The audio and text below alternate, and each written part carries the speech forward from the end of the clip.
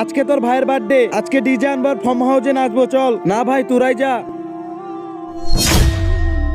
আরে দেখে চলতে পারিস না, যা এখান থেকে। ভাই ভুল আমার ছিল, তুই আমাকে মাফ করে দিস। হ্যাঁ ঠিক আছে, যা। আরে পাতলু কি করছে তোকে? দেখে চলতে পারে নাই, দিয়েছে একটা থাপুর। চল আমার সাথে। আরে পাতলু দাঁড়া, ও তোকে থাপড় মেরেছে, তুই ওকে কিছুই বললি না। আরে ভাই তুই তো পুরো বদলে গিয়েছিস। এক রাস্তা শয়তানের হয় আর এক রাস্তা মহান আল্লাহ তাআলার। আমি প্রথমে শয়তানের রাস্তায় ছিলাম।